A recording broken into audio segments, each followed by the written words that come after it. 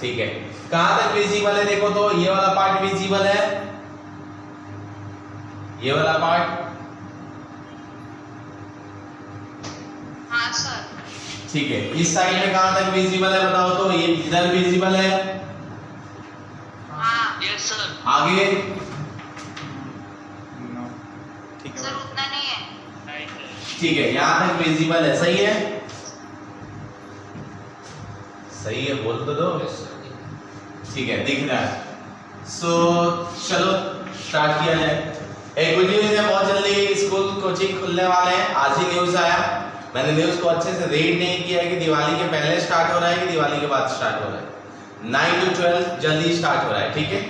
So hope that कि सारे लोग सेंटर पे आकर ऑफलाइन में पढ़ेंगे, जिससे और अच्छा फील हो सकता है। नहीं, लास्ट टाइम क्या पढ़ाया था, चेक कर लो सर। लास्ट टाइम होमवर्क आपके था, एक होमवर्क सर, होमवर्क था क्या,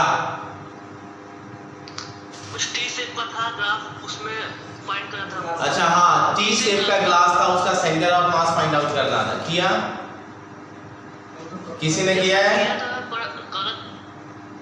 गलत आया। ट्राई किया है पर सर। अच्छा ठीक है, चैत्रा तूने किया, बोल बच्ची, की थी क्या? हाँ सर, इसमें मैंने ट्राई किया। अच्छा ट्राई किया, कितना आंसर आया?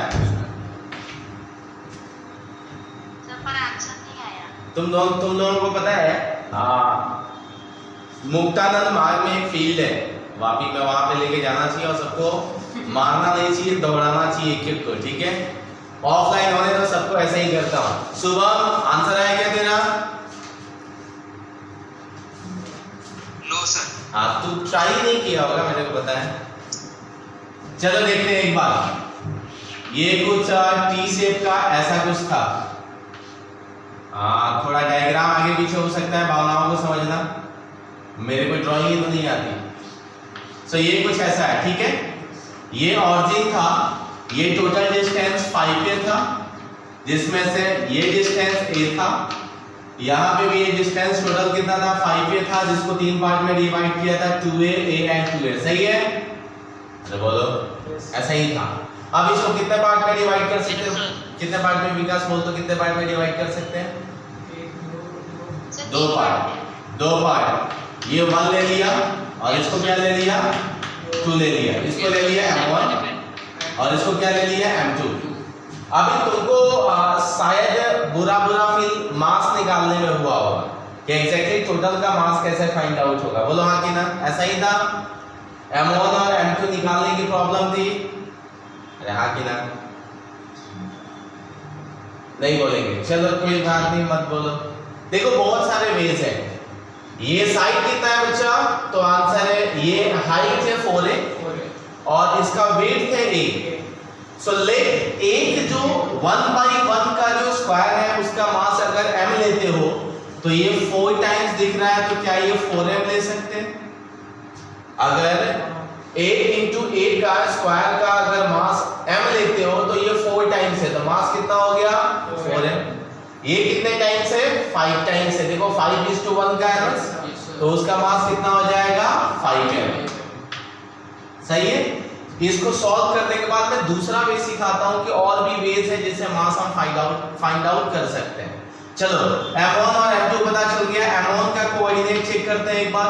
सो m1 का एक जो पॉइंट ऑब्जेक्ट कहां दिखेगा, यहाँ पे। सो डिस्टेंस कितना हो जाएगा, 2.5 पे, और इधर से कितना हो जाएगा, 4.5 पे, क्योंकि ये 4 और ये 0.5। सिमिलरली m2 का जब कोऑर्डिनेट चेक करोगे तो ये 4 है टोटल, आधा मतलब बीच में आ गया, तो 2 + 0.5 कितना, 2.5 पे, और ये वैल्यू कितनी हो जाएगी, सो ये टोटल 4 है, तो इसका मतलब ये कितना हो जाएगा, 2a।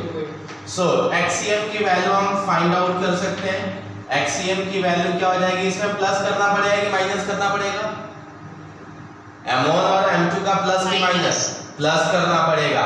अरे सिंपल है ना, प्लस, दो अलग अलग लिए है ना, तो उसको क्या करना पड़ेगा, प्लस। तो क्या लिखेंगे, m1 x1 + m2 x2 divided by what, m1 + m2।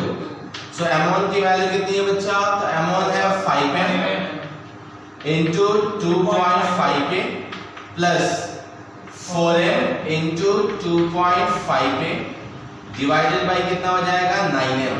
एक बार डायरेक्ट आंसर लिख देता हूं। सो ये कितना हो जाएगा 12.5 और ये हो जाएगा 10।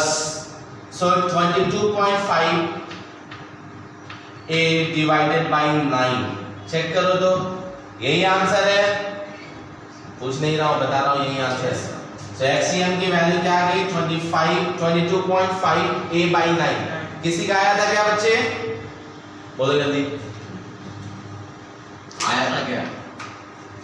नहीं आया होगा। चलो आईसीएम निकालते हैं। m1 कितना है 5m इंटू उसका कोऑर्डिनेट कितना है 4.5a plus 4m into 2a divided by 9m। इसको भी अगर करते हैं तो 500 का 20 22.5 और ये कितना हो जाएगा 8। इसका मतलब 30.5 divided by 9 into 8। This is the value of YCM। पता चला? अरे तुम लोग भी बोलो ऑनलाइन वाले, पता चला क्या? Yes sir. ऐसे ही करते रहो, बहुत बुरा फील होगा। चलो इसका मास निकालने का दूसरा वे मैं बताता हूँ कि सपोज सिमेट्री नहीं होता, मतलब वो मल्टीपल में अगर नहीं कर पाते तो कैसे करते। तो कैसे करते देखो, इसको पूरा एज्यूम कर लो, पूरे का मास m एज्यूम कर लो। देखो क्या 5a इंटू 5a क्या है, एक स्क्वायर बन रहा है। अगर पूरा ले रहे हैं तो आंसर है हाँ। पूरे का मास ले लो m, पूरे का मास ले लो m, उसके टर्म में हम m1 और m2 को डिफाइन कर सकते हैं। तो चेक करो, पूरे का मास 5a इंटू 5a मतलब 25a स्क्वायर जब एरिया रहेगा तब टोटल मास कितना ले लिया है m। m1 equal to mass density, ये कांसेप्ट मैंने सिखाया था ये 2D में, total mass upon total area, जिसका मास उसका एरिया। टोटल मास तुमने कितना लिया है m, किसका? पूरे एरिया का।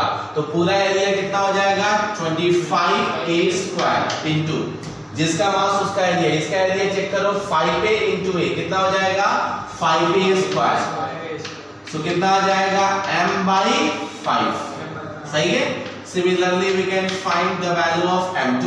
सो m2 total mass upon total area, जिसका मास उसका area. So total mass upon 25a square into इसका एरिया कितना हो जाएगा बोलो 4a square. 4 into a square, so कितना हो जाएगा बच्चे? So 4m upon 25। सही है। अगेन चेक करोगे रख के तो सेम आंसर आएगा, कुछ भी चेंज नहीं होगा। आगे रब करूं मैं, बोलो जल्दी। Yes sir. गड़बड़ मत किया करो, कंसेप्ट को हमेशा ध्यान में रखा करो, किसी भी टाइप का क्वेश्चन बनेगा। चलो हम मोमेंट ऑफ इनर्शिया पे थे। मोमेंट ऑफ इनर्शिया रिंग का मैंने शायद करा दिया था। रिंग का कराया था क्या? यस।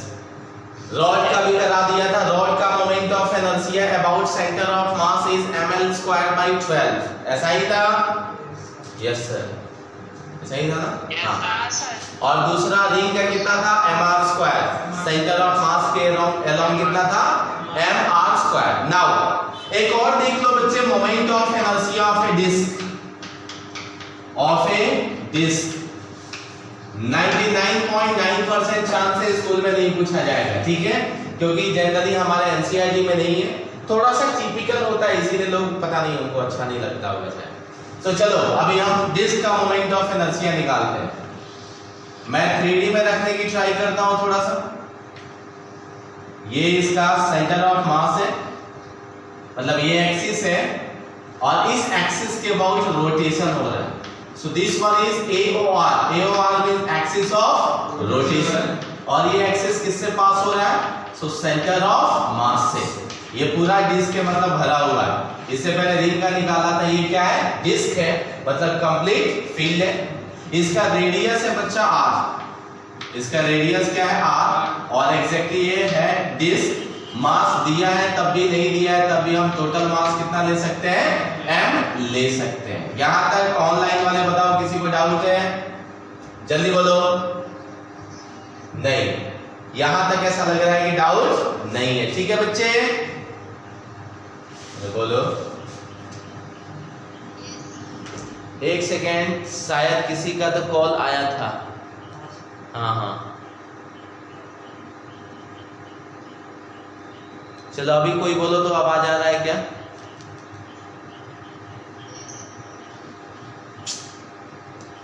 एक सेकंड बच्चे।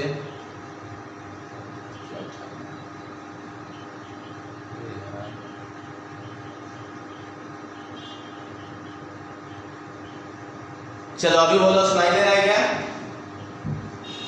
हाँ ठीक है, अभी ध्यान से सुनो।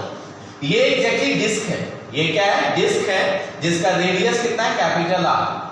अब इससे पहले जब रॉड के लिए देखते थे तो रॉड का अगर टोटल लेंथ एल होता था तो हम ये देखते थे कि रॉड किससे मिलके बना है।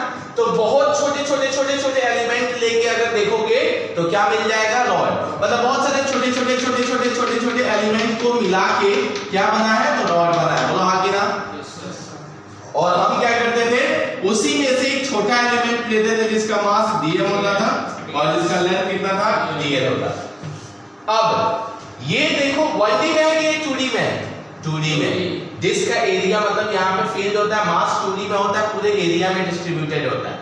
जब रिंग की बात किया था ना तो रिंग में भी टोटल मास कहाँ पे कॉन्सेंट्रेटेड होता है? तो लेंथ पे, मतलब सर्कमफेरेंस पे। अंदर एरिया पे मास नहीं होता। तो ये पूरे लेंथ पे मास डिस्ट्रीब्यूटेड था। इसका मतलब छोटे छोटे पार्ट में वो क्या था? डिवाइडेड था। और उसी में से एक छोटा सा पार्ट ले लिया था जिसका मास लिया था dm और जिसका लेंथ क्या लिया था? dl। ये भी 1D में था। ध्यान से सुनो, सर्कल का एरिया तो इसलिए निकाल पाते हो क्योंकि 2D में रखा होता है, लेकिन एग्जैक्टली सर्कल में मास कहाँ डिस्ट्रीब्यूटेड है? तो सर्कमफेरेंस पे। डिस्क और रिंग में यही डिफरेंस है। डिस्क में मास 2D में डिस्ट्रीब्यूटेड होता है, मतलब एरिया में, और रिंग में किसमें? लेंथ में। सही है, सर्कमफेरेंस में। अब सोचो ये डिस्क किससे मिलके बना होगा? क्या छोटे छोटे एलिमेंट से? आंसर नहीं। छोटे छोटे एलिमेंट देखोगे तो इधर जाएगा, किधर लेके जाओगे? तो दिक्कत क्या है कि वो छोटा एलिमेंट तुमको कट करने आना चाहिए। कि जैसे रॉड में छोटा एलिमेंट dm था जिसका लेंथ कितना था? dl। रिंग में भी लेंथ था इसीलिए छोटा सा लेंथ कट कर दी। लेकिन 2D में अगर एरिया है तो कट भी करोगे तो क्या निकलना चाहिए? एरिया ही निकलना चाहिए, वो छोटा एरिया निकलना चाहिए। अब सोचो क्या एक रिंग लिया, ध्यान से देखना, एक छोटा सा रिंग लिया, इसके ऊपर दूसरा रिंग लिया, इसके ऊपर एक और रिंग लिया, इसके ऊपर और लिया, और सबके में सबका मास है। ऐसे करते गए क्या डिस्क मिल गया? देखो तुम, बहुत सारे रिंग को जोड़ते गए, एक के ऊपर एक कॉन्सेंट्रिक रिंग है, मतलब सेंटर सबका क्या है? मैच हो रहा है। अब एक के बाद करते गए तो पूरा क्या मिल गया? डिस्क। मतलब रिंग को ही जिसका कुछ थिकनेस रहेगा, रिंग का ही जिसका कुछ क्या रहेगा? थिकनेस रहेगा। उसी थिकनेस के साथ में ये पतले पतले रिंग को ज्वाइन करते जाओ, क्या मिल जाएगा? डिस्क। बोलो आगे ना, बोलो जल्दी। हाँ, सो ये कटिंग हमें पता होना चाहिए कैसे करेंगे। तो देखो डिस्क का जो छोटा एलिमेंट बनेगा वो क्या बनेगा? रिंग निकलेगा जो कि पतला सा थिकनेस रहेगा उसका। तो हमने क्या किया, यहां से किसी h डिस्टेंस पे जाके, ये h डिस्टेंस, और उसमें से क्या कट किया? तो dx थिकनेस का एक रिंग कट किया। ध्यान से देखो, dx थिकनेस का क्या कट किया है? रिंग कट किया। ये कटिंग वाला पार्ट है। अब सोचो ऐसे बहुत सारे रिंग को सेंटर से बढ़ाते जाओ तो क्या ये पूरा डिस्क बन जाएगा? आंसर है हाँ। अब ये डिस्क, ये है रिंग ही, ध्यान से देखो रिंग ही है। रिंग का मतलब लेंथ आएगा कि नहीं आएगा? आएगा। लेकिन देखो उसका थिकनेस भी तो dx है, तो उसका लेंथ इनटू थिकनेस क्या बन जाएगा? एरिया। अरे जैसे लेंथ इनटू ब्रेड्थ। अब ये पूरा का पूरा सपोज एक रेक्टेंगल है जिसका ये L है और ये क्या है? B। अगर हमने इतना ही पतला सा पार्ट कट कर लिया जिसका ये छोटा वाला लेंथ dx है, तो क्या इसका area dA equal to b into dx ही लिखते हैं? अरे हाँ कि ना? आंसर है हाँ। ये रॉड ही है लेकिन थिकनेस आ गया, तो लेंथ के साथ ब्रेड्थ भी आ गया, तो उससे क्या निकल गया? एरिया। इसमें भी ये रिंग ही है लेकिन रिंग का थिकनेस है। रिंग का थिकनेस कितना है? dx। तो लेंथ निकाल लेंगे, लेंथ कितना हो जाएगा बच्चे? 2πx। देखो इसका लेंथ कितना हो जाएगा? 2πx, और थिकनेस कितना होगा? dx।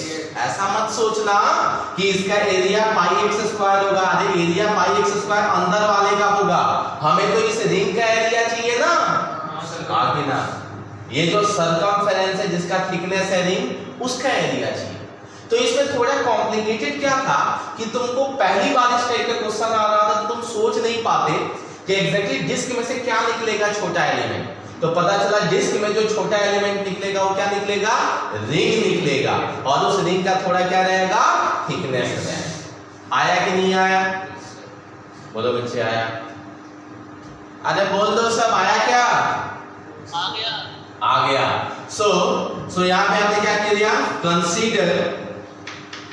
Consider N elemental ring, elemental मतलब छोटा, एलिमेंटल रिंग ऑफ रेडियस, कितना रेडियस है बच्चा उसका, x, of radius x and thickness, कितना थिकनेस है, dx, एंड थिकनेस dx। सही है। अब इसका जो थिकनेस है dx है, इसका मास कितना हो जाएगा बच्चे, d है, क्योंकि टोटल का मास क्या ले लिया m, तो ये जो रिंग है पतला वाला उसका मास कितना ले लेंगे हम, d है। ना सबसे पहले इसके एरिया की बात करते हैं बच्चा, इसका एरिया नाम लेते हैं dA। तो मैं छोटा सा पॉइंट लिख देता हूं यहाँ पे, एरिया ऑफ एलिमेंटल रिंग, उसका नाम दे दिया बच्चे dA। So area equal to length कितना हो जाएगा बच्चे, 2 पाई x, और इनटू उसका थिकनेस कितना है, dx। सो dA की वैल्यू क्या आ गई, 2 पाई x इनटू dx। अगर इसके अंदर का एरिया ये निकालना होता तो पाई x स्क्वायर लिखते, हमें वो नहीं निकालना, हमें इस वाले पार्ट का एरिया निकालना है, ठीक है। सो नाउ dm की वैल्यू हम सबसे पहले फाइंड आउट कर सकते हैं, total mass upon total area, जिसका मास उसका एरिया। सो देखो टोटल मास m है, टोटल एरिया dm का एरिया क्या लिखोगे, dA। सो इसी में आगे करते हैं, total mass m, total area कितना हो जाएगा बच्चे, पाई r स्क्वायर, टोटल का एरिया कितना हो जाएगा, पाई r स्क्वायर, इनटू dA की वैल्यू हमने पहले से निकाला है, 2 pi x into dx, 2 pi x into dx, पाई से पाई क्या हो जाएगा, कैंसिल। सो क्या आ गया, mx इनटू dx अपॉन क्या हो गया, r स्क्वायर, यहाँ पे 2 मैंने छोड़ दिया, सो एग्जैक्टली आ गया 2mx इनटू dx अपॉन क्या हो गया, r स्क्वायर। ऑनलाइन वाले बताओ, डाउट है बच्चा यहाँ तक, जल्दी बोलो। No sir. अब हमें छोटी से पार्ट का, छोटे से एलिमेंटल लेंथ और एरिया, उसका हमें मोमेंट ऑफ इनर्शिया की वैल्यू पता है, बोलो हाँ कि ना, अरे पता है कि नहीं है, है पता है, किसी को यहाँ तक डाउट नहीं। सो I इक्वल टू क्या लिखेंगे बच्चे, I equal to dm into r square, बोलो हाँ कि ना, अरे बोलो जल्दी से, आया कि नहीं आया बच्चे, I इक्वल टू क्या लिखोगे, dm इनटू r स्क्वायर, हाँ कि ना, अरे बोलो। Yes sir. बट यहाँ पे देखिए ये क्या है, रिंग है ना, ये पॉइंट ऑब्जेक्ट है कि एक रिंग है, आंसर है रिंग है, और रिंग का मोमेंट ऑफ इनर्शिया हमें पता है कि नहीं पता है, अरे बोलो। यस सर पता है। तो हम डायरेक्ट रिंग का मोमेंट ऑफ इनर्शिया लिखेंगे। सो क्या लिखेंगे, moment of inertia of elemental ring is, अब छोटा सा रिंग है ना, तो उसका नाम क्या दे दिया है, di इक्वल टू क्या हो जाएगा, dm इनटू r स्क्वायर, बोलो हाँ कि ना, यही फॉर्मूला था ना बच्चे, अरे बोलो। Yes sir. dm की वैल्यू हमें पता है, चेक करो, dm की वैल्यू कहीं तो निकाला, यहाँ निकालो, कितना, 2mx into dx upon r square, into जिस रिंग का तुम निकाल रहे हो उसका रेडियस देखने कितना है, x, जिस रिंग का तुम निकाल रहे हो उसका रेडियस कितना है, x, तो ये क्या हो गया बच्चे, x स्क्वायर, सही है। di इसी को इंटीग्रेट कर दे तो निकल जाना चाहिए। अब चेक करो, इंटीग्रेशन में चेक करना पड़ेगा ना कितने वेरिएबल है, 2 constant, mass constant, radius constant, सिर्फ क्या वेरिएबल रहा, x, कहां से कहां तक, तो 0 से लेके r तक। ध्यान से देखो, ये जो छोटे छोटे पतले रिंग थे कहां से स्टार्ट हुए, ऑरिजिन से, और मैक्सिमम कितना गए, r तक, तो 0 से लेके r तक। di का integration I, 2m upon r square is the constant term will be taken outside, बचा क्या, x cube into dx, तो इंटीग्रेशन क्या हो जाएगा बच्चे, x रेज़ टू पावर 4/4। बोलो हाँ कि ना? पावर में क्या ऐड किया और उससे डिवाइड किया। 4 को बाहर कर लो, सो 2m/4r² और इनटू अपर लिमिट रखोगे तो r raise to power 4 minus 0 raise to power 4, so 2 2 जा 4, कितना आ जाएगा बच्चे? mr²/2। पता चला क्या? बोलो जल्दी, पता चला क्या? Yes sir. So moment of inertia of ring कितना था? mr² और डिस्क का कितना आया? mr²/2। ये याद रखना है, क्वेश्चन में बहुत सारा यूज मैं करूंगा, सो इसीलिए याद रखना है कि moment of inertia of ring mr² and disc का mr²/2। अब इससे ज्यादा हम डेरिवेशन नहीं देखेंगे। किसी को स्फीयर का, हॉलो स्फीयर का, सॉलिड स्फीयर का, सिलेंडर का सीखना होगा, मेरे को अलग से सीख लेना। हालांकि उसका फॉर्मूला मैं लिख दूंगा कितना होता है, वही हम यूज करेंगे, ठीक है? सो रब कर दो बच्चे, बोलो जल्दी। Yes sir. हालांकि ये इंपॉर्टेंट काम है, ये स्कूल में बहुत रेयरली पूछ सकते हैं। तुम लोगों के स्कूल में हुआ है बच्चे? ये टीचर ने कराया क्या? अरे बोलो। अरे ठीक है, कराया तो हो सकता है, पूछ सकते हैं, ठीक है? तो चलो हेडिंग को बच्चे axis theorem, axis theorem VVI कर लो। 99.9% चांसेस है कि पूछेंगे। ये दो थ्योरम होता है मोमेंट ऑफ इनर्शिया के लिए, दो में से एक 100% पूछेंगे, ठीक है? So there are two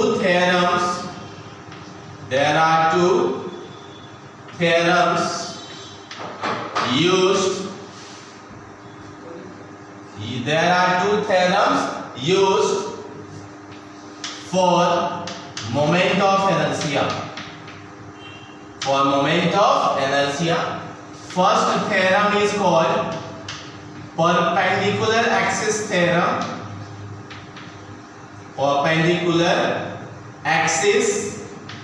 theorem. And second one is called parallel axis theorem. बच्चे सुनाई दिया सबको? बोलो। Yes sir. एक है पैरेलल एक्सिस थ्योरम और दूसरा क्या है? Perpendicular axis theorem. नाम से ही पता चल रहा है, एक कुछ पैरेलल होगा, दूसरा क्या होगा? परपेंडिकुलर। तो चलो सबसे फर्स्ट वन हम देखते हैं, कौन सा? Perpendicular axis theorem. सही है? क्या होता है ध्यान से देखना, बहुत अच्छे से देखना कैसे होता है। सो ये एक 2D ऑब्जेक्ट लिया, ध्यान से देखो। एक क्या लिया बच्चे? 2D ऑब्जेक्ट लिया, कुछ ऐसा। सो 2D ऑब्जेक्ट लिया तो क्या वो एक प्लेन में लाई करेगा 2D ऑब्जेक्ट? बोलो हाँ कि ना? आंसर है हाँ। कोई भी 2D ऑब्जेक्ट किसमें लाई करेगा? किसी प्लेन में लाई करेगा। सो लेट कि ये XY प्लेन में, XZ प्लेन में लाई कर रहा है। किस प्लेन में बच्चे? XZ प्लेन में लाई कर रहा है और ये इसका सेंटर ऑफ मास है। ये पॉइंट क्या है इसका? सेंटर ऑफ मास। तो सेंटर ऑफ मास से भी एक एक्सिस दिखा दिया, ये 3D डायग्राम है, ये सेंटर ऑफ मास वाला एक्सिस है, सही है? और ये जो है ये उससे दो परपेंडिकुलर एक्सिस है। ध्यान से सुनो कैसा है। लेट ये रिमोट ले लो ऐसा, इसका थिकनेस भूल जाओ। ये एक्स एक्सिस है और ये क्या है बच्चे? Z axis. इससे ऊपर वाला क्या होगा? Y axis. तो ये वाई एक्सिस है जो किससे पास हो रहा है बच्चे? सेंटर ऑफ मास। ठीक है बच्चे, याद रख, सही है? हाँ। अब क्या किया ध्यान से सुनो। अब इस ऑब्जेक्ट का रोटेशन क्या तीनों एक्सिस के अलावा हो सकता है? आंसर है हाँ। चेक करो, ये अपना एक डिस्क मान लो, लाइक कोई भी 2D का ऑब्जेक्ट, थिकनेस कंसीडर मत करो, और ये इसका सेंटर ऑफ मास वाला एक्सिस है। तो अगर y एक्सिस के अलावा रोटेशन होगा तो क्या ऐसे घूमेगा? अरे बोलो, आंसर है हाँ। y एक्सिस रोटेशन होगा तो ऐसे घूमेगा।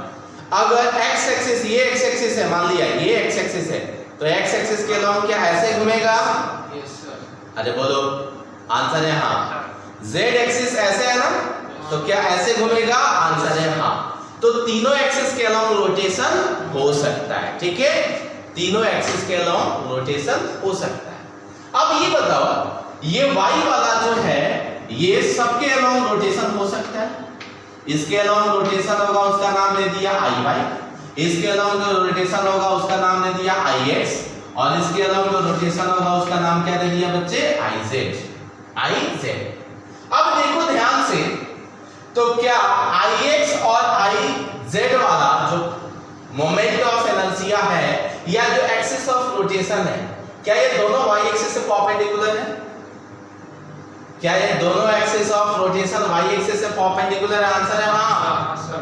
अरे सबके बीच का एंगल कितना दिख रहा है? 90 डिग्री। सही है बच्चे?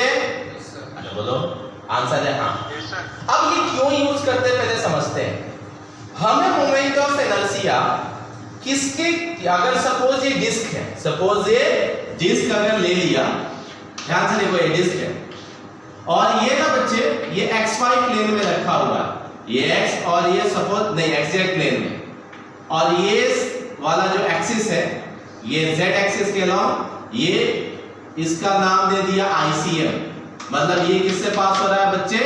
सेंटर ऑफ मास से। एग्जैक्टली ये y एक्सिस से सेंटर ऑफ मास के अलोंग, सेंटर ऑफ मास से पास हो रहा है। ध्यान से देखो, क्या तीनों एक्सिस सेंटर ऑफ मास से पास हो रहा है? क्या तीनों axis of rotation centre of मास से पास हो रहा है? आंसर है हाँ। तीनों एक्सिस किससे पास हो रहा है बच्चे? सेंटर ऑफ मास। बोलो हाँ कि ना, बोलो जल्दी। Yes sir. ये कड़ा पहनते हो क्या? कड़ा, ठीक है। अरे सुन पा रहे हो बच्चे? हाँ कि ना? Yes sir. अब थोड़ा समझने वाला काम है, अच्छे से ध्यान से देखना, ठीक है। सो लेट, इसको रिंग ले लिया, इसको बच्चे एक रिंग ले लिया, ठीक है। ये रिंग डिस्क और डिस्क भी कंसीडर करते हो तो फील्ड मान लो।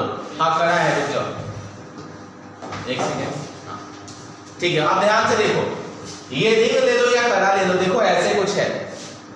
अब हमने जो मोमेंट ऑफ इनर्शिया निकाला है वो सेंटर ऑफ मास से इस डिस्क का निकाला है।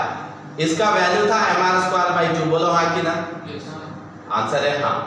अब जरूरी थोड़ी है कि रोटेशन ऐसे हो, क्या रोटेशन ऐसे भी हो सकता है? देखो तो क्या रोटेशन ऐसे हो सकता है? आंसर है हाँ। ये क्या एक्सिस डायमीटर से पास हो रही है? आंसर है हाँ। ये वाला डायमीटर से पास नहीं हो रहा था, ये वाला किधर से पास हो रहा है? डायमीटर। क्या एक्स एक्सिस वाला भी डायमीटर से पास हो रहा है? आंसर है हाँ। बोलो समझ में आया? अरे हाँ कि ना? हाँ कि ना बच्चे? Yes sir. अब देखो, ऐसे जब रोटेशन हो रहा था तो कुछ और दिख रहा था, ऐसे रोटेशन हो रहा है तो कुछ और दिख रहा है, ऐसे हो रहा है तो सेम दिख रहा है, मतलब x के अलोंग रोटेशन और z के अलोंग रोटेशन सेम दिख रहा है। बोलो हाँ कि ना? दोनों के दोनों डायमीटर के अलोंग, दोनों के दोनों किसके अलोंग है? डायमीटर के, ठीक है। अब हमने मोमेंट ऑफ इनर्शिया तो ये वाला निकाला था, अब इसी के हेल्प से अगर डायमीटर के along moment of inertia find out करना पड़ा, तब हम क्या यूज करते हैं? Perpendicular axis theorem. क्या डायमीटर वाला एक्सिस सेंटर ऑफ मास वाले एक्सिस से परपेंडिकुलर है? अरे बोलो हाँ कि ना? सुन रहे हो? Yes sir. सो ये परपेंडिकुलर एक्सिस थ्योरम तब यूज करते हैं जब axis of rotation centre of, जो हमारा स्टैंडर्ड एक्सिस है, ये स्टैंडर्ड एक्सिस नहीं है, नो डाउट सेंटर से पास हो रहा है बट डायमीटर के अलोंग जा रहा है, हमारा स्टैंडर्ड एक्सिस ये है। अगर कभी भी किसी ऑब्जेक्ट का एक्सिस ऑफ रोटेशन हमारे स्टैंडर्ड एक्सिस से परपेंडिकुलर हो, तब क्या यूज करते हैं बच्चे? Perpendicular axis theorem. याद रहेगा? बोलो बच्चे, याद रहेगा? अरे हाँ कि ना? हाँ सर। अब ध्यान से सुनना, ये थ्योरम में क्या बताया गया? इस थ्योरम में बताया गया कि moment of inertia, the sum of moment of inertia in which the object is kept. Object कौन से प्लेन में रखा है? x और z में। तो बोला गया the sum of moment of inertia in which the object is kept, in which object is kept is equal to sum is equal to moment of inertia which passes moment of inertia of an axis which passes through center of mass and perpendicular to object। मतलब किसके equal to होगा, आई Y के। जिस plane में रखा है उसका जो दो एक्सिस जो प्लेन में रखा होगा उसके अकॉर्डिंग दो एक्सिस आएगा, उस दोनों एक्सिस के अलावा मोमेंट ऑफ इनर्शिया का सम होगा उसके परपेंडिकुलर के क्या होगा, इक्वल। आया बच्चे, बोलो हाँ कि ना, आया क्या बच्चे?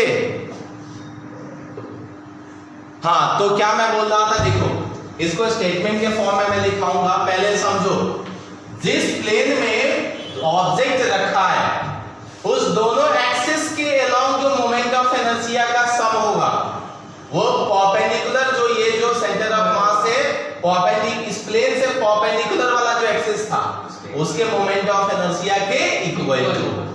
बोलो आया कि नहीं आया? अरे बोलो बच्चे, आया कि नहीं आया? यस। सुन रहे हो ऑनलाइन वाले? Yes sir, yes sir. अब ध्यान से सुनना। अब इसी का स्टेटमेंट लिखो, इसी का स्टेटमेंट लिखते हैं, इसी का स्टेटमेंट लिखो। According to perpendicular axis theorem, according to perpendicular axis theorem, the sum of moment of inertia along axis ax es लिखना, ax es मतलब एक एक्सिस नहीं, कितनी, दो एक्सिस की बात की जा रही है। देखो एक्सिस थ्योरम में ax es लिखा है, ठीक है।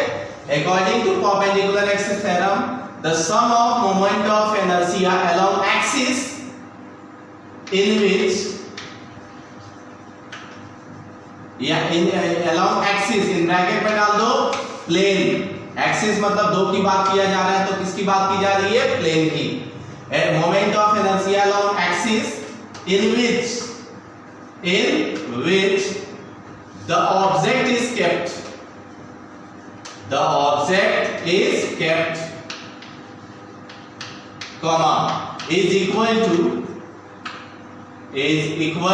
to moment of inertia along the axis passing through center of mass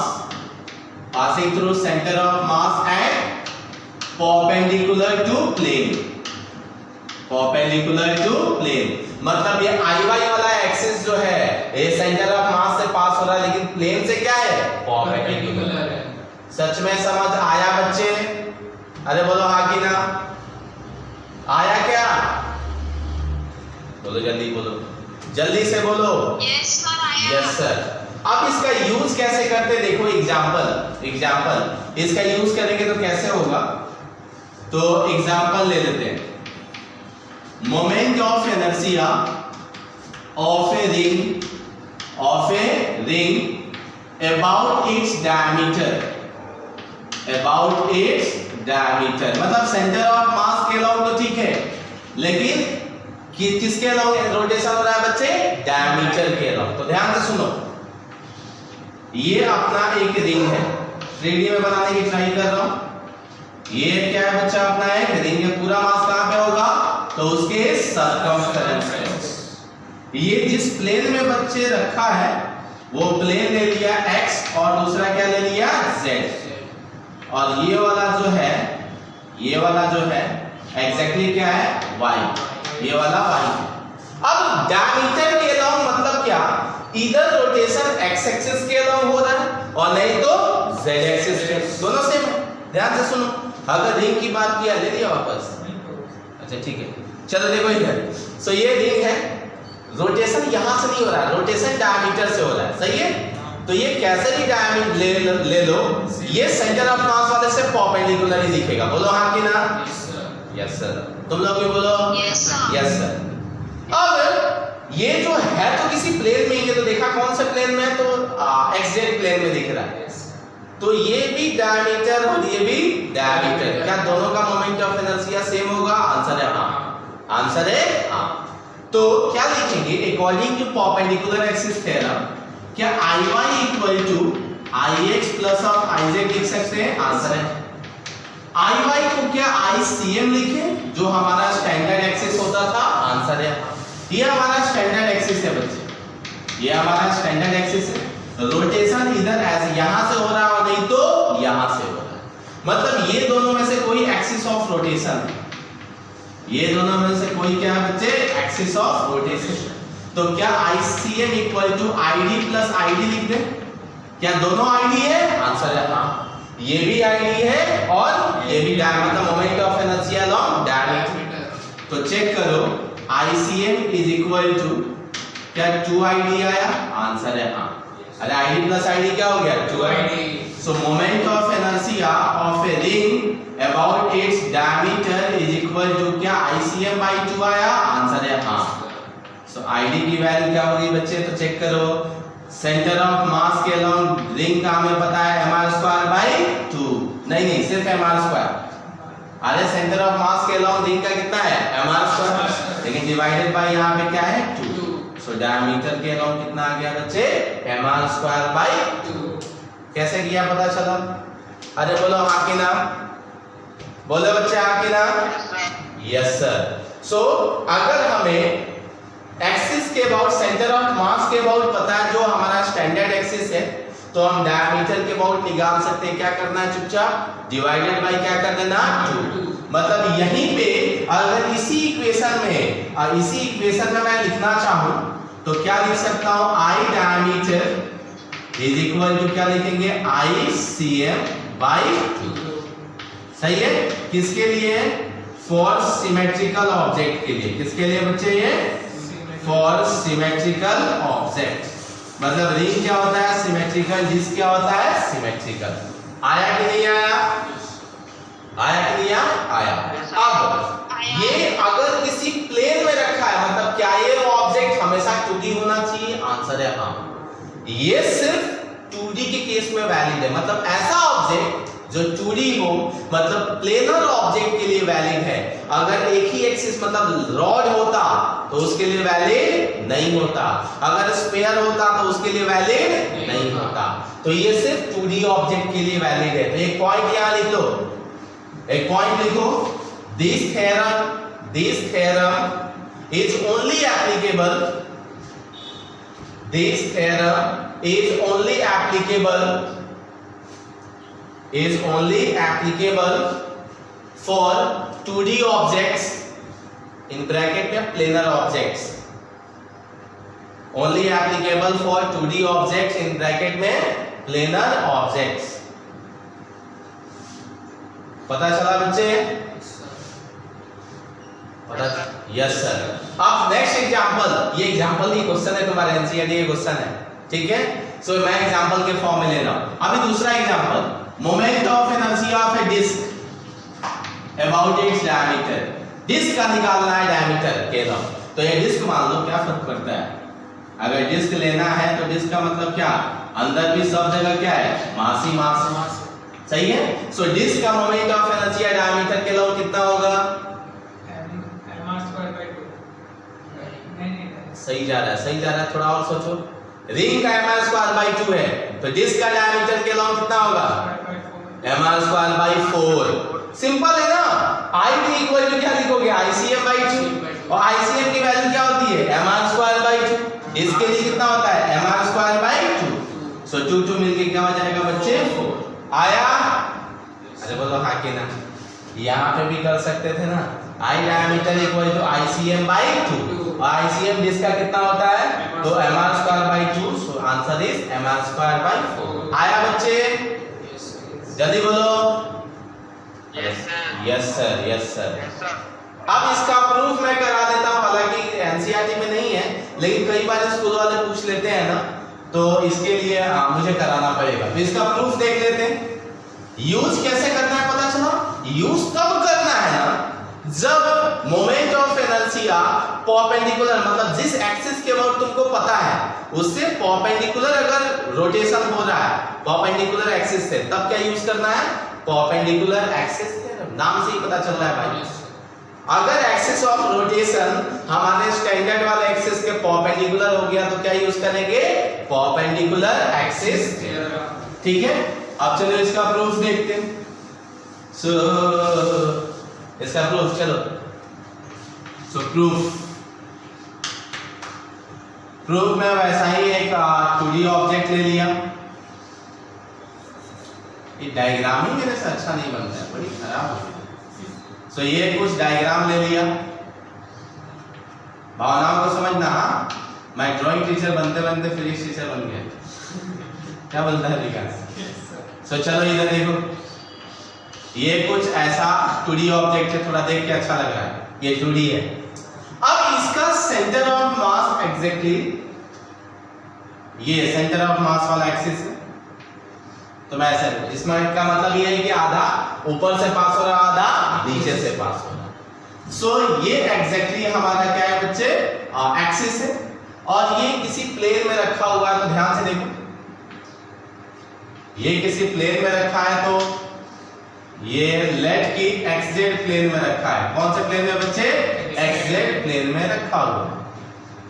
ये कुछ ऐसा है। सही है? किसी को डाउट है? नहीं। अगर इधर से रोटेशन होगा तो उसका नाम ले लेंगे ix, इधर से रोटेशन होगा नाम क्या ले लेंगे? iz, और इधर से रोटेशन होगा तो नाम क्या ले लेंगे? iy। i क्या ले लेंगे बच्चे? y। यहां तक सही है? ये हमारा स्टैंडर्ड एक्सिस है। सब तो सेंटर ऑफ मास से ही पास हो रहे हैं, लेकिन हम वो ले रहे हैं जो इस पूरे प्लेन से परपेंडिकुलर है। तो ये हमारा स्टैंडर्ड एक्सिस है। ठीक है, अब चेक करो, पूरे का मास है m, पूरे का ऑब्जेक्ट का मास कितना है बच्चे? m। सही है? हमें छोटे का पता है ना, मोमेंट ऑफ इनर्शिया निकालना। तो क्या किया यहाँ पे? ध्यान से देखना, यहाँ पे ऐसा करते हैं, क्या करते हैं? कुछ तो करेंगे। लेट यहां से किसी r डिस्टेंस पे जाके, ध्यान से देखना, यहां से किसी r डिस्टेंस पे जाके एक छोटा सा पार्ट कट कर दिया जिसका मास है dm। एक छोटा सा पार्ट कट कर दिया जिसका मास कितना है बच्चे? dm। क्या सबको समझ आया? अरे बोलो जल्दी, हाँ कि ना बच्चे? यहां से r डिस्टेंस पे जाके पॉइंट ऑब्जेक्ट ले लिए जिसका मास क्या है? dm। अब ये जो पॉइंट ऑब्जेक्ट है, क्या ये z एक्सिस से भी किसी डिस्टेंस पे होगा? आंसर है हाँ। क्या ये x एक्सिस से भी किसी डिस्टेंस पे होगा? आंसर है हाँ, होगा। अब क्या किया? ध्यान से देखना, अब मैंने क्या किया, ये ले लिया x, ये डिस्टेंस यहां से कुछ ना कुछ होगा ना, इस एक्सिस से r है, इस एक्सिस से r है, इसका नाम क्या ले लिया बच्चे? x, और इसका नाम लेट ले लेते हैं y। क्या ले लेते हैं बच्चे? y। ध्यान से सुनना, क्या किया? ये ले लिया बच्चे x, ये ले लिया y, और ये ले लिया r। डायग्राम समझ में आया क्या बच्चे? Yes sir. सुन पा रहे हो क्या सभी लोग? अरे बोलो। हाँ सर। किसी को कुछ डाउट हो रहा है क्या? नहीं सर। अच्छी बात है, अगर नहीं हो रहा है तो बहुत ही अच्छी बात है। सही है? थोड़ा सा डायग्राम मैं देख रहा हूं कि मैं अच्छे से बनाया हूं क्या। अगर डायग्राम अच्छे से बनाया हूं तो मुझे रिलेशन चाहिए r का x और y के रेस्पेक्ट में। किसके रेस्पेक्ट में? r का रिलेशन x और y के रेस्पेक्ट में। सही है? अरे सुन पा रहे हो क्या? Yes sir. ठीक है, यस सर नो सर करते रहो। तो ये डिस्टेंस जो है, मैंने कुछ तो गड़बड़ किया है क्या? एक सेकंड रुकना बच्चे। ये अपना x एक्सिस हो गया, ये अपना z एक्सिस हो गया जिस प्लेन में ऑब्जेक्ट रखा है, और ये जो है अपना y एक्सिस लिया। ठीक है, y एक्सिस वाला तो दिख रहा है। अब ये जो डिस्टेंस r है, ये डिस्टेंस जो r है, ये x हो गया। एक्चुअली ये राइट एंगल ट्रायंगल तो बन रहा है। ये डिस्टेंस कितना होगा फाइंड आउट कर सकते हैं क्या?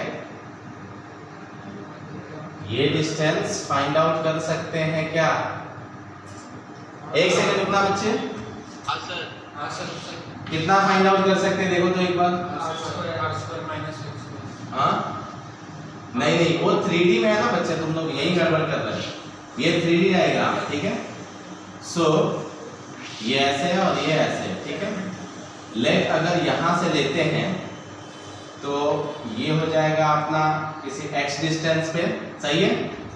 ये हो जाएगा अपना r डिस्टेंस पे और ये क्या हो जाएगा बच्चे अपने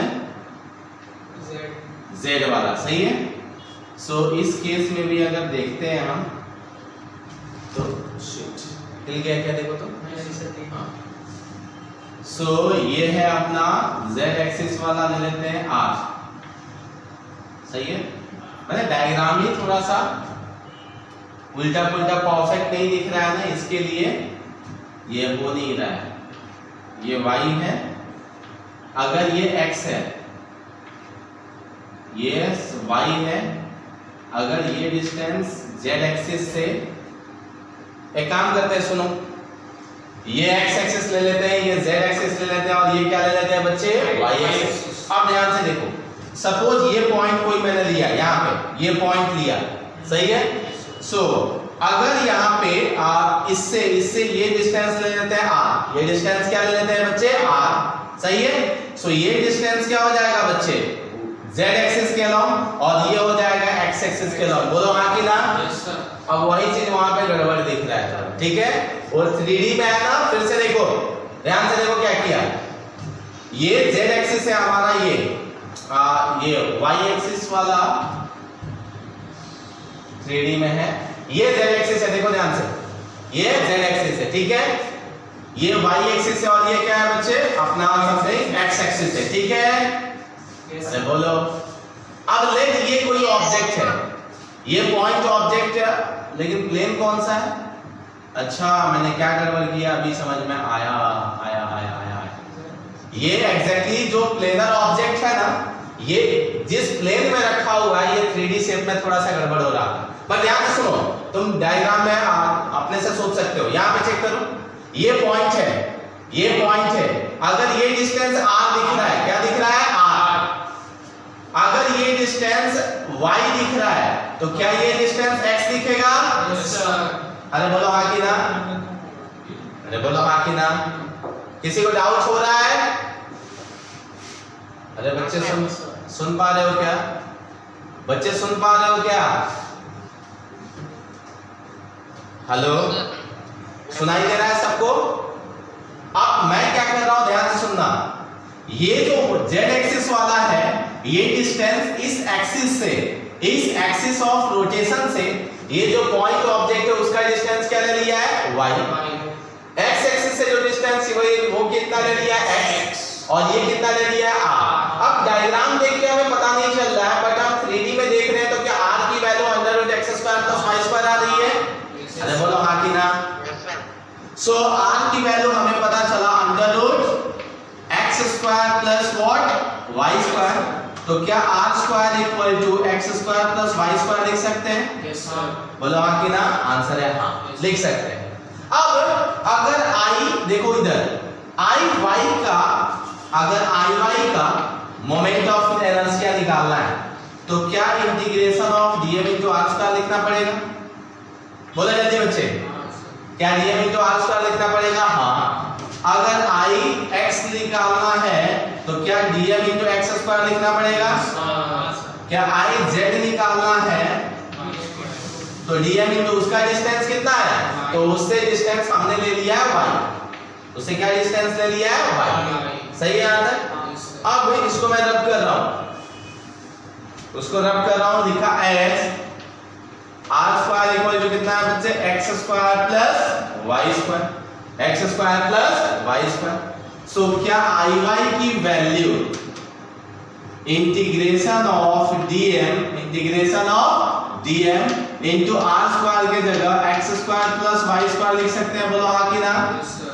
अरे देखो ना, r² की वैल्यू रख दिया, इसको जैसे अलग अलग किया तो integration of dm into x² plus integration of dm into y² लिख सकते हैं? अरे बोलो क्या यही IX था? क्या यही IZ था? बोलो हाँ कि ना? तो IY इक्वल टू क्या आ गया? IX plus IZ। पता चला बच्चे? अरे हाँ कि ना? सो ये है अपना परपेंडिकुलर एक्सिस थ्योरम। हमारे एनसीईआरटी में नहीं है, बट सिर्फ कई बार स्कूल वाले एग्जाम में पूछ लेते हैं। रब करो बच्चे, अजय बोलो, ठीक है। और एक चीज और, ये डायग्राम ना मैं क्लास के बाद फिर से बनाने की ट्राई करता हूँ जो अच्छे से दिखे। ये एक्चुअली 3D में है ना, तो डिस्टेंस तुमको विजुअलाइज नहीं हो पा रहा था, ऐसे तो पता चला, बट ऐसे एक बार फिर से मैं ट्राई करता हूँ कैसे अच्छे वे में बना सकते हैं जिससे पता चल पाए परफेक्टली। सो रब करूं, अरे बोलो, चलो रब कर दिया। सो हेडिंग दो, parallel axis theorem. Second one क्या है बच्चे? Parallel axis theorem. नाम से ही पता चल रहा है ना, इससे पहला वाला क्या था? परपेंडिकुलर। ये क्या है? पैरेलल। तो बहुत सिंपल है चेक करना।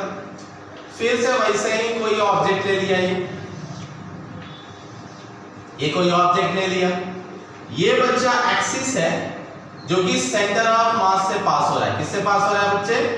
सेंटर ऑफ मास से पास हो रहा है, सही है। और कॉमन सेंस नहीं पता तो एक्सिस जो भी सरफेस है उससे परपेंडिकुलर ही, मतलब ऑब्जेक्ट कुछ ऐसा रहा होगा और ये एक्सिस ऐसे जा रहा है। सो ये है बच्चा आईसी, मतलब moment of inertia along centre of मास। लेकिन रोटेशन यहां से नहीं हो रहा है, रोटेशन ना उस ऑब्जेक्ट का यहां से होता है, मतलब ये एक्सिस ऑफ रोटेशन। ये क्या है बच्चे? Axis of rotation.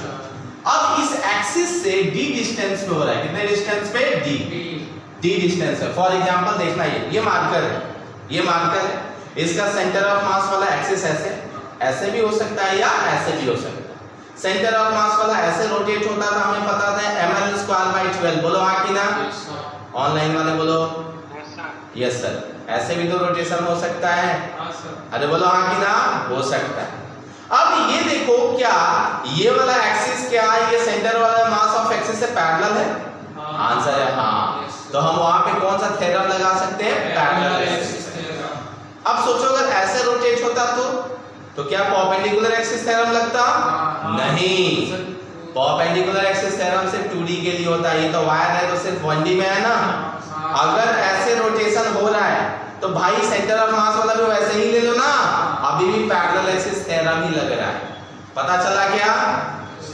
अरे हाँ कि ना? ये 1D है, ये 1D है, सिर्फ लेंथ है। अगर ऐसे रोटेशन हो रहा है ऐसे, तो मान लो सेंटर ऑफ मास वाला ऐसे जा रहा है, तो क्या हो गया? पैरेलल एक्सिस थ्योरम लगा। सुन पा रहे हो बच्चे? सुन पा रहे हो क्या? Yes sir. So parallel axis theorem कब लगाना है? जब जो एक्सिस ऑफ रोटेशन है सेंटर ऑफ मास वाला, मतलब जो स्टैंडर्ड एक्सिस है उससे पैरेलल, और परपेंडिकुलर कब लगाना है? जब परपेंडिकुलर। सो इसमें ये प्रिंसिपल ये क्या बताता? अभी इसका नाम ले लेते हैं आई। इसका नाम क्या ले लेते हैं बच्चे? आई। इसका मास ले लेते हैं m। तो बच्चे ये पैरेलल एक्सिस थ्योरम ये बोलता है कि moment of inertia about any axis which is separated at distance d and parallel to axis along center of mass is equal to IC plus of m into d square। बहुत simple, I equal to IC plus md square। what is IC? so along, किसके along है बच्चे? center of mass। m क्या है? mass of object। and d क्या है बच्चे? किसके बीच का? distance between two parallel axes, two parallel axis. सही है। इसका स्टेटमेंट लिखो बच्चे, इसका स्टेटमेंट लिखो। It states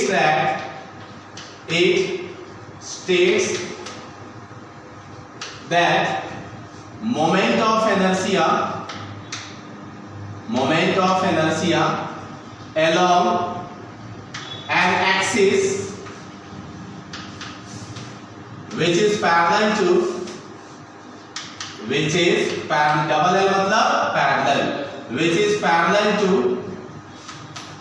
axis along center of mass, which is parallel to axis along center of mass is equal to the moment of inertia along an axis which is parallel to axis along center of mass comma is equal to sum of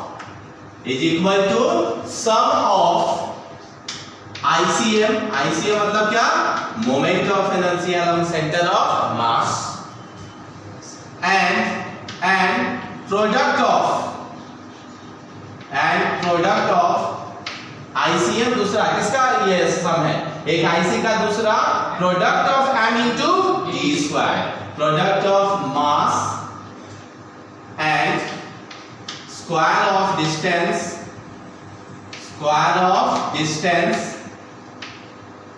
between two parallel axes, तो देखो इसको रट्टा नहीं मारना है, जो formula लिखो उसी से डेफिनेशन बना दो। Moment of inertia about any axis which is parallel to axis along center of mass is equal to sum of moment of inertia along center of mass and product of mass and square of distance between them। Simple आया बच्चे, अरे बोलो हाँ कि ना। It is applicable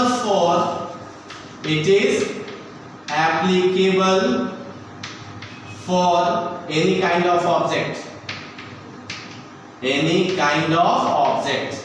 perpendicular याद रखना, सिर्फ 2D के लिए वैलिड होता है, ये सबके लिए वैलिड होता है, ठीक है। चलो फटाफट एक दो एग्जांपल देख लेते हैं, फटाफट एकदम अच्छे से, मजा आएगा थोड़ा।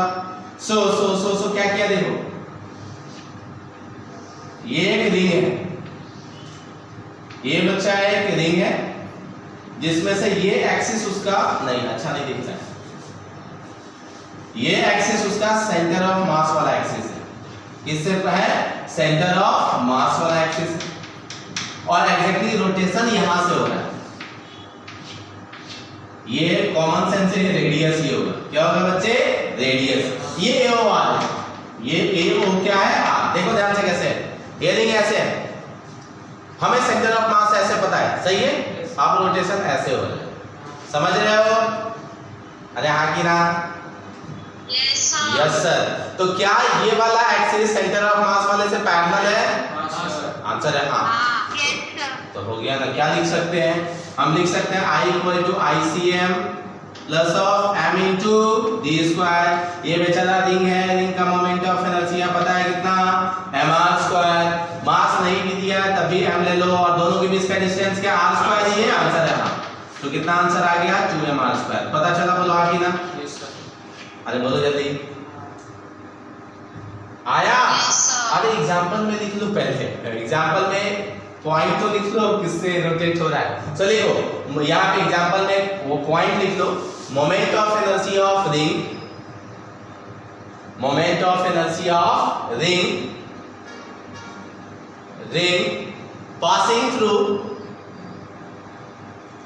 passing through its surface and parallel to standard axis which passes through center of mass, ठीक है बच्चे, अरे बोलो हाँ कि ना, आया कि नहीं आया, ये याद नहीं करना है, ये सब रिपीट करो, हाँ ठीक है। Moment of inertia about an axis passes tangentially, बोला ना, हाँ पासेस थ्रू इट्स सरफेस, ये इसका सरफेस बोल सकते हैं क्या, पासेस थ्रू सर्कम, क्या सरफेस सही बोलना है बच्चे, ये सरफेस आउटर सरफेस चलेगा, भावनाओं को समझ जाना, passing through surface and parallel to standard axis along centre of mass, मतलब इस वाले एक्सिस से पैरेलल है, ठीक है, ये इसलिए लिखा है कि बाद में भूल गए कि इधर से रोटेशन हो रहा है तो पता चला। अब सोचो सेम क्वेश्चन अगर डिस्क हो तो कितना आंसर आएगा, ये डिस्क है और एक्सिस ऑफ रोटेशन यहां से, बोलो जल्दी कितना आंसर आएगा, सेम एग्जांपल लिखो और हेडिंग दो, क्या लिखोगे उसमें? Moment of inertia of disc. mr square आएगा। कितना फिर से बोल बच्ची? mr square 3/2 mr square. क्या कर रही है? लिखो सेम स्टेटमेंट लिखो, बस वो डिस्क लिख देना वहां, रिंग की जगह देखो ना एग्जांपल में डिस्क लिख दो। अब चेक करो ये क्या हो जाएगा, पैरेलल है ना, तो पैरेलल एक्सिस थ्योरम लगा दो। तो आईसीएम प्लस क्या यूज करेंगे? एमडी। अब डिस्क का सेंटर ऑफ मास कितना होता है? mr²/2। तो कितना आंसर आ गया बच्चे? 3/2 mr²। आया? तुम लोगों को समझ में आ भी रहा है कि नहीं आ रहा है? बोलो बच्चे। गड़बड़ क्यों कर रहे हो? ऐसे करोगे तुम लोग। चलो एक और क्वेश्चन लेते हैं, थोड़ा सा एग्जांपल, एक और एग्जांपल। सो एक रॉड है, एक रॉड का मास है m और लेंथ है l, मतलब 1D में ही है। ये उसका सेंटर ऑफ मास वाला है। ये एक्सिस किसके अलावा है बच्चे? सेंटर ऑफ मास। पूरे का लेंथ l है, पूरे का लेंथ कितना है बच्चे? l, और पूरे का मास है m। रोटेशन एग्जैक्टली यहां से हो रहा है, l/3 डिस्टेंस पे रोटेशन हो रहा है। ये एक्सिस ऑफ रोटेशन है, सही है। i की वैल्यू बताओ जल्दी, i की वैल्यू बताओ बच्चे।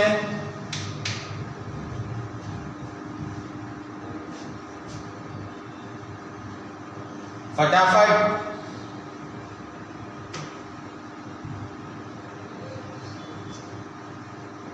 पता चला क्या? रॉड का ml²/12 होता है सेंटर से। जल्दी करो।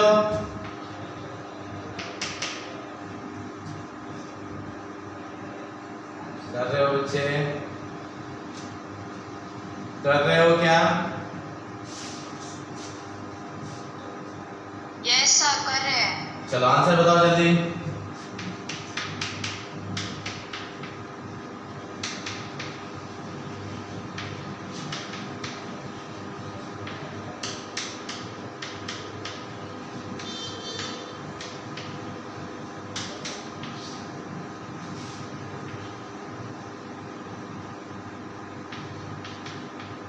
Sir ml² + 12 mr²/12। देख लो आंसर। अरे कितना सिंपल था। क्या ये पैरेलल एक्सिस है ना, यूज करेंगे? बोलो हाँ कि ना। अरे सिंपल, ICM + MD²। ICM की वैल्यू ml²/12 और देखो ना d की वैल्यू कितनी है? l/3। तो मास m और डिस्टेंस d² मतलब l²/9 हो गया। पता चला गया सबको? अरे हाँ कि ना? हाँ तो यस सर, पहले आंसर क्यों नहीं आया? तभी यस सर कर रहे हो, अक्सर गड़बड़ करते हो तुम लोग। एक और क्वेश्चन देखते हैं, इसका प्रूफ अगले क्लास में देख पाएंगे क्योंकि फिर टाइम लग जाएगा। एक और क्वेश्चन देख लेते हैं। सो इससे देखो घुमाते कैसे हैं। ये एक डिस्क है, ये क्या है बच्चे? डिस्क है, जिसका मास है m और जिसका रेडियस है r। जिसका रेडियस कितना है बच्चे? r। ये इसका डायमीटर एक्सिस है, ये डायमीटर एक्सिस है। देख के पता चल रहा है ना डायमीटर से पास हो रहा है। अरे हाँ कि ना? परपेंडिकुलर नहीं है, स्टैंडर्ड वाला एक्सिस नहीं है, डायमीटर। अब ये क्वेश्चन में बोला है कि डायमीटर से ना पैरेलल एक्सिस ऑफ रोटेशन, और अब फाइंड आउट करना ये है क्या बच्चे? डिस्क। नाउ फाइंड आउट क्या करना है? Moment of inertia. ध्यान से देखो क्वेश्चन कैसे है। ये मान लो डिस्क है, भरा हुआ है, रोटेशन ना ऐसे नहीं हो रहा है, रोटेशन ऐसे हो रहा है। मतलब क्या डायमीटर वाला एक्सिस से पैरेलल है? बोलो हाँ कि ना? अरे बोलो। क्या सेंटर ऑफ मास वाले से परपेंडिकुलर है? आंसर है हाँ, और डायमीटर वाले एक्सिस से पैरेलल है। 3D डायग्राम में भावनाओं को समझना था। अब बताओ इसमें पैरेलल एक्सिस थ्योरम लगाए कि परपेंडिकुलर लगाए?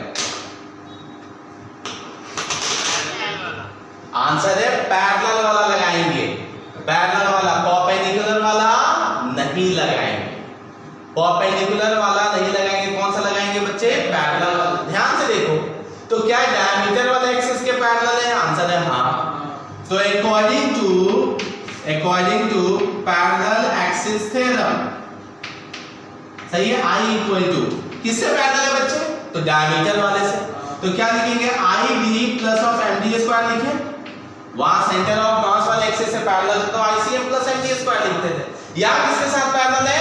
तो डायमीटर एक्सिस के साथ, तो ID plus MD square. Disc है, डायमीटर के अलोंग mr स्क्वायर बाय 4 था बच्चे, centre of mass mr square by 2 था, डायमीटर से डिवाइडेड बाय और 2 तो mr square by 4 and plus of ये क्या है? mr स्क्वायर, तो कितना आ गया? 5 mr स्क्वायर बाय 4। ऐसे क्वेश्चंस आज भी बच्चे नीट में टाइम पास में पूछे जाते हैं, ठीक है? क्या बोला, पता चला? अरे हाँ, सच में पता चला ना? ये क्वेश्चन देख के पता चल रहा है कि क्वेश्चन सही कि एक डिस्क है जिसमें एक्सिस ऑफ रोटेशन क्यों आया? फिर से बोल बच्ची, फिर से बोलो।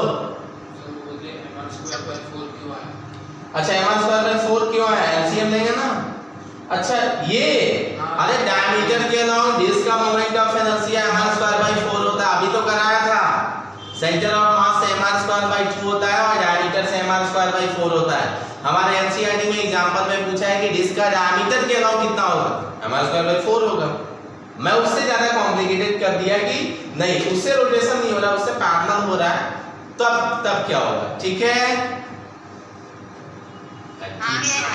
किसी को डाउट है यहाँ तक? बोलो, किसी को डाउट है क्या?